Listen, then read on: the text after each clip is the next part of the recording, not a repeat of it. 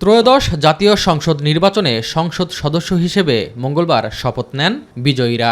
তবে সংবিধান সংস্কার পরিষদের সদস্য হিসেবে ১১ দলীয় জোট শপথ নিলেও নেয়নি সরকারি দল বিএনপি।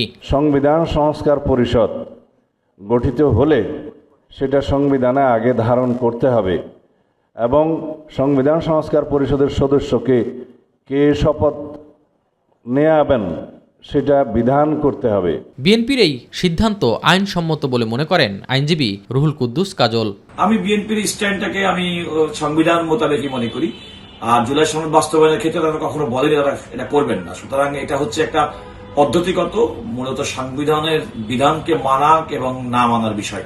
আইনজীবী ওমর ফারুক বলছেন ভিন্ন কথা। তার মতে সংবিধানের দোহাই দিয়ে সংবিধান সংস্কার পরিষদের সদস্য হিসেবে শপথ না নেয়া অযৌক্তিক সিদ্ধান্ত। পার্লামেন্ট সেশন শুরুর আগেই অহেতুক শপথ না নিয়ে যে বিতর্কের তৈরি হয়েছে, এটা আমি মনে করি ঠিক হয়নি, আমি মনে করি যৌক্তিক হয়নি।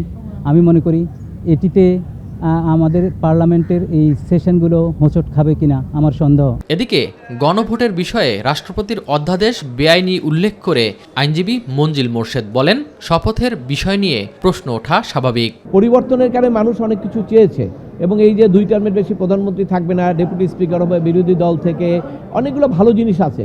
এটা হোক, এটাও কিন্তু আমরা চাই, সবাই চাই, কিন্তু এটা অবৈধভাবে না।